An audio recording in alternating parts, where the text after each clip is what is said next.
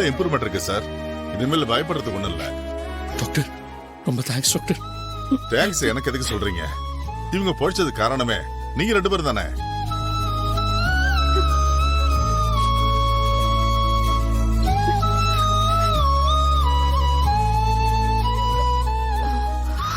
பாத்தீங்களா, அவங்களே ரெக்கவர் ஆயிட்டு இருக்காங்க.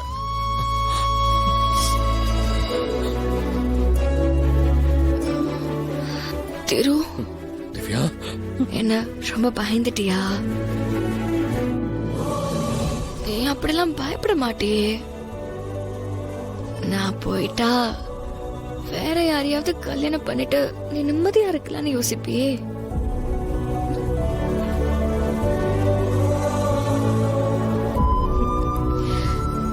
இது இருக்கிற வரைக்கும் எனக்கு எதுவும் ஆகாது. அவ்வளவு சீக்கிரம்லாம் உன்னை விட்டு நான் போயிட மாட்டேன் திரு. உன் கையை பிடிச்சிட்டு கடைசி வரைக்கும் வருவேன்னு சொன்னேன்ல, அதை நான் இன்னும் மறக்கல.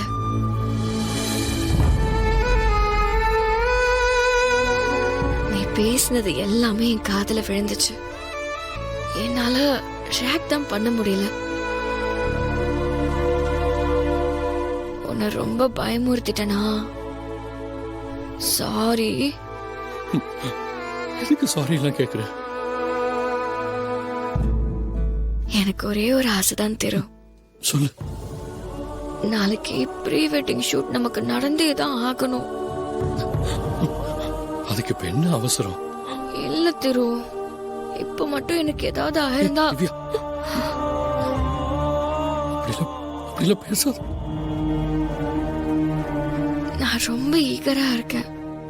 நாளைக்கு ஷூட் நடந்தே ஆகணும். சரி பண்ணிடலாம்.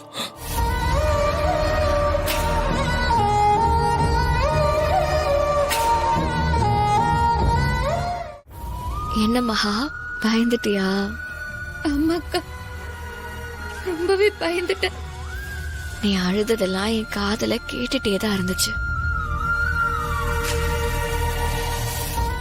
என் மேல அவ்வளோ பாசம் வச்சிருக்கியா? என்னக்கா இப்படி கேக்குறீங்க?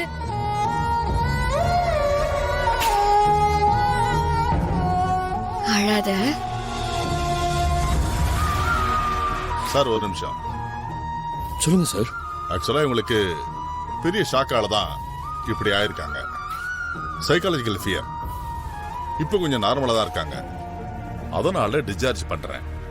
பட் ஒரு விஷயம், நீங்க ஹில் ஸ்டேஷன்ல இருக்க வேணாம். நீங்க உங்க ஊருக்கு போறதுதான் பெஸ்ட்.